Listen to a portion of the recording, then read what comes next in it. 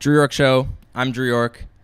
We are now at a new location, Red Bull Canada office in Toronto. So shout out to Red Bull for that. I guess second piece of news is my special guests today are LOKI, all the way from Vancouver. Please come and sit down. How are you guys doing? How was last night? Last night was wild. We had a session with K-Notes, and you showed, and we did 5 back-to-back tracks last night. I think I went to bed at 6. Yeah. You went to bed at 4:50. Yeah. And Steve got 6 hours. You're a good kid. He did. This is your first time in Toronto, right? Yeah, as an adult. I only came when I was 7 for like a couple days, so I don't. This is my first time. Yeah, it's his This first is my time. first time. What are your impressions so far? There's a lot going on. Like, I'm surprised that there's events all the time and young people doing shit all the time. Yeah, everyone's moving fast. Yeah, like man. it's nice. Yeah. I like it. Is that like the a energy. contrast to what it's like in Vancouver? Absolutely. Definitely. I mean, stuff can move fast there, but it's way more relaxed when you're coastal like that. They're walking slow, talking slow, and yeah. Yep. Yeah, everyone talks faster here. Yeah, for That's sure. so funny. Yeah, man. Yeah, it's crazy. People are committed. Yeah. Very committed. So you guys are in the middle of tour right now. Yes. Maybe tell me a little bit about the Toronto. I mean, I was there, but talk a little bit about that Toronto show, because that was. I mean, I see a lot of shows, and we were talking about this that night, but I've seen a lot of people do stages with that kind of crowd and like not really get that much engagement out of the crowd. Yeah, I was just really impressed about that. Like, what were your impressions of that show? They went in.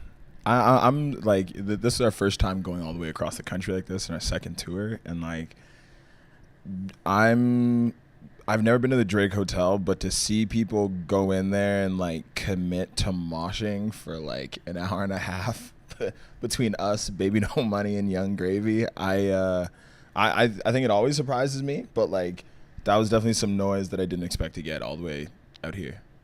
Yeah. Yeah.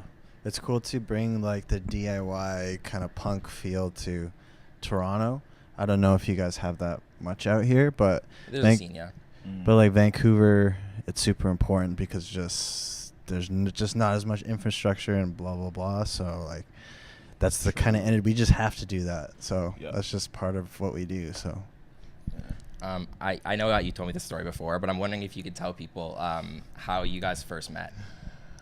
I know you were both making music already when you met. Yeah, you gotta tell it.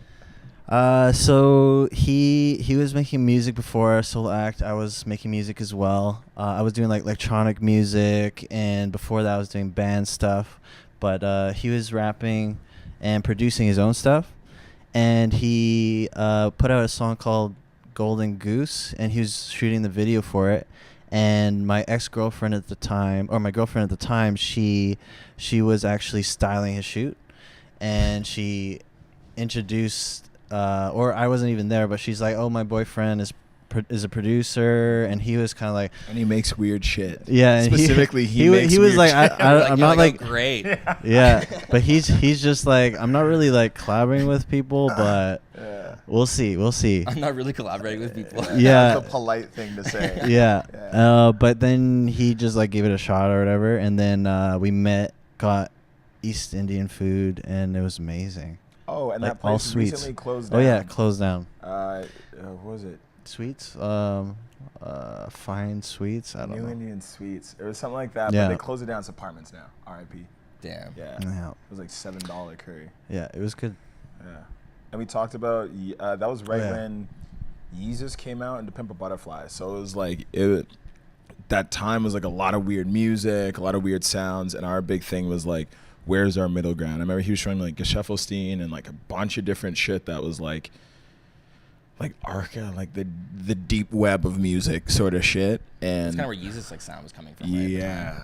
I think that's where we kind of found ourselves at that moment, was like just trying to find something different, because there was some stuff going on in Vancouver at that point, but like the rap community was just coming to a halt from a lot of the backpack stuff and transitioning into what it is now. Yeah. Whenever we first connected online, that was when you were working on what was it? It was it's Shine. It album. was Shine, right? I remember that was around the time you'd finished that song Solo. Yeah. Can you yeah. tell me about what you guys are doing? Because I never met you at that point. So Yeah. like, what were you guys doing at that point? At that time, that was like over a year ago. Dude, crazy story. So we were trying to figure out how to like not do our day jobs. We realized how like we were doing like 5 hours after we were done work, and it was taking a lot off of us, and it was like your social life dies and all that other stuff. So we have the talk of, okay, let's get out of jobs. Conveniently, my job was closing down, and he was just at the end of his contract with his job, where we're like, okay, let's leave it. So we decide that from, I think it was like end of July, so all the way through August, we're going to write an album and then drop it. But we had to drop it sooner than we thought because we were broke and thought we'd make money off of music, which made no sense at the time. And then end of the day was we had to go like back to back with all the songs. And I think we were trying to figure out how to get to our next level. And then you showed up. Yeah. What did you learn from making that album? Because I think it seems that your approach and like the way you're doing things now is different than when I first connected with you doing that. Yeah. What do you think you learned from that project? I think we actually had the conversation when we were starting it that it was the last project we could do 100% for ourselves. I think now we know that give and take that music has to have to build that relationship with people and get to that next level and be accessible, but also tell its story. And we did Shine knowing like, yo, we're just gonna do like a bunch of tracks that are crazy as shit, really great writing, really great sound, but it is gonna be left. And then knowing right after that we're starting our big boy career. So I think we definitely talked at like that incubating stage right before we were ready to hatch. I think also like with that one, we definitely took like the songs are softer. Mm-hmm. That album in particular, but like we did like really hard stuff before that album too. Yeah. Like we had one project called V before that was like very similar to our sound now. Yeah. But I think just at that time, for whatever reason, we made Shine. It just happened like that. Yeah. But then, Planet Bando and Planet Bando 2 is just kind of all kind of this punk rap kind of energy that we're kind of running with. So Yeah. Do you know where that came from? I mean, I guess you'd played in bands before, so I guess that like you'd always been listening to like and making loud music, I guess. Mm-hmm. Yeah, I don't know. Like I think we both kind of were just into that kind of energy, and we're both like emo kids. Like we grew up in that era. Yeah. So like everything that's going on now, like we love like Juice WRLD and everything. So it's just that particular energy is like, and I think it's very like Vancouver too. Just like I was saying before, there's just you have to make so much noise to be heard in Vancouver. You got to do so many things and so many DIY things to really make yourself. And that just kind of reflects in the music. Yeah. Tell me about I mean, speaking of DIY, tell me about that the significance you think of the pop-up shop and the concert that you did in Chinatown. Because I mean, from my perspective, that it seemed like I felt like I was at something important. Like I felt like I was like, this is like something that doesn't happen every day. Yeah. Where you can get like this many people in this kind of space and like I don't know, just it's all independent. Like from being here in Toronto, it's like there's a lot of money that comes around and then like helps support acts. Like you see like there's lots of like attention and money behind people. Right. So seeing something where that's like it didn't feel like that. It felt like you guys were all like everybody was contributing equally and it was just all a local like effort. Yeah, well, I think people are hunting for that. Like Vancouver has so much hidden under the surface. Like there's 100 kids that all want the exact same thing at once. And I think once you can untap that synergy, that's when it really kind of pushes to the next level. And when we already know our thing is like, we're so LOKI, but we're also the guys that can throw the parties with Awake, and we're the guys that have the label and this and that. And so I think wearing all those hats, we know we also can't do everything. So we tried to figure out really early on like what we're good at and what we needed to at least foster something that really goes an extra step. Because it's hard, man. Like when you have like these crazy giant corporate events and you can't feel anything from it, they don't come back the next time. Where our whole thing was like, we know the people in Chinatown. Like, we know the owner of the store, Pablo. Like, we know G-Man pulling up and helping make that Shout to G-Man. Big shouts G-Man all day. And even, like, going down to, like, the Obey guys, like, meeting all of them, they were also open to it, seeing what we're kind of trying to push forward, where it's like, if we can, every time we have that sort of access, we try and unlock that for all the other people. Because we know that, you know, once they have that platform, there's a lot of good people that can intermingle, and so that's our, we're just the facilitators of such. It's not just emails, it's like we're actually meeting everybody that we're doing work with, because it's super important. That's how you get the genuine thing going on. If it's just an email and it's just a back and forth, then it's gonna feel like that. It's just gonna feel like a giant email thread. Yeah. I find that's probably one of I think that's one of the issues for connecting the scene here to the scene where you guys are, because it's one thing for us to like talk online and like send music back and forth or whatever, and like send beats back and forth, but to actually be able to talk and vibe and like get to know each other, that's like how you can really like bridge that gap. But I think that's the distance is like the significant difficulty there. It is, man. And like we're a little bit landlocked out in Vancouver. Like we're in a beautiful spot, but access points for you know, like a lot of cities like Toronto has, it is a little harder to get in there. So I think as much as you have to battle with that thing, we have to take the extra precautions, like the extra measures, just to make sure it goes to the next level, just so that we don't lose that culture in the mix. I wanted to ask you about how you got to know Baby No Money, because I'd never seen him perform. So when I heard you guys were touring with him, I was really excited to like see what he was all about, because I'd only seen like his online presence is pretty mysterious. How did you guys get to know him, and what do you think you've been able to learn from him in this process of working with him? Because you did a whole project with him. Hell yeah. First time we met him was at this event that Shershay from Vancouver, she put on the show. She brought Just Jam over from London to Vancouver, which was super dope. Crazy. And bbno Money was one of the artists she found, and she put him on the event. And we didn't hear about him beforehand, but I saw him online on Facebook once or twice. Okay. Like we had friends in common, and the only thing I knew about him is he had a pink hat and a mustache at the time. Yeah, and still, I didn't know what. To this day, I didn't know what it was about. He brought like 2 or 3 pink hats on tour, the same one. Yeah. So the first time we met was there, and he was wearing the baggiest Ed Hardy pants. And I don't know what he's wearing on top. It was either Ed Hardy or it was like all the different NBA teams, like a really leg, like it was just. It looked like Ed Hardy, but I don't know what it was. He went all out. But yeah, and then he performed. I just remember his beats were fucking crazy, and he just started doing. But then he just kind of said fuck it, and then he just went on in the middle of the audience. There was like maybe 10 people on the floor, and he just started doing push-ups. And he stopped rapping entirely. And Just Jam took like their camera and was like filming him, and I remember looking at all the graphics and like him just doing push-ups, and he hated it. He hated it the first time because he hated it. And it was funny because we were at the start of our career, we were really trying to navigate where to go and how to do those like grown-ups and all these things, and we didn't know what was going on. And I remember seeing that and being like, we practiced so hard, all this different stuff, and this guy came out here and dropped the mic, and he did a quick 30. Like, he hit the 30 and he screamed, and then he got on the mic. He's like, my mom and dad are up there, and if you look up in the stands, he's like, I'm not really a rapper. Yeah, I'm not really a rapper. I'm more like I'm a comedian. I'm like, okay. And then fast forward. So that happened, and then 24 hours goes by. And we hear a song from one of our homies from back in BC, Fade, Angelo. Shouts Angelo. And it's Angelo and Baby No Money.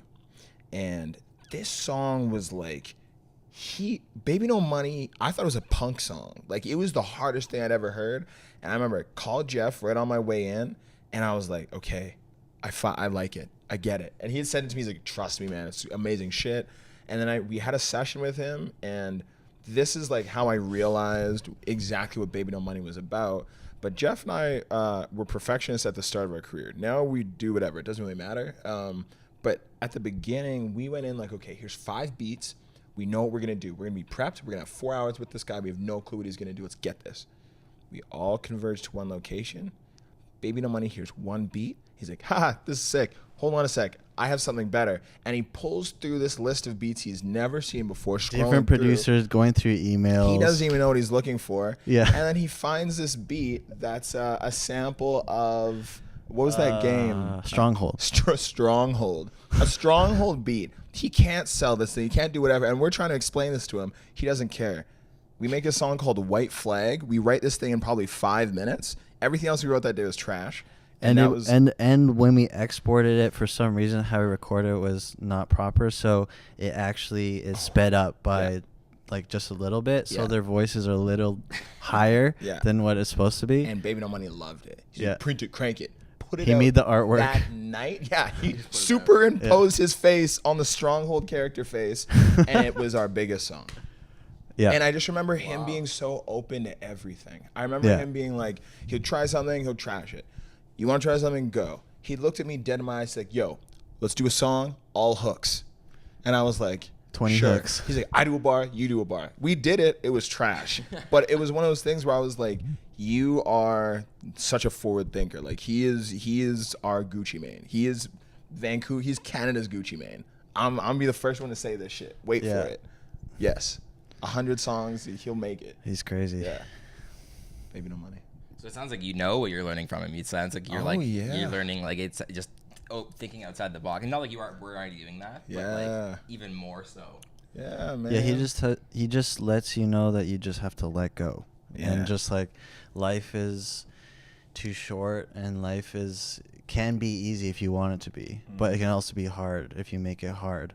And he just gets everything he wants because everything is just easy to him. And it's the first song. It's the first song on his album. It's too easy. It's too easy. And he gets too easy. everything he wants, no matter what. Which is he's a good kid.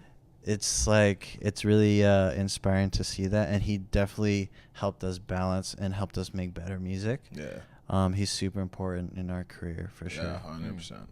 Yeah. Something I'm curious about is you guys always appear to get along. And so I wonder what it looks like when you don't get along when it comes to like either with making something or it's just like it's when I'm hungry.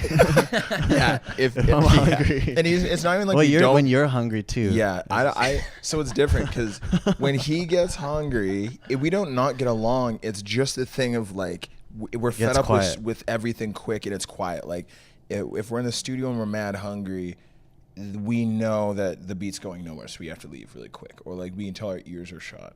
Me getting hungry, it's like I don't want to talk to anyone. I'm the one that I think actually gets actual grumpy, but I'm hungry a lot less. No, but you're not like grumpy to people. Like I was after our flight in.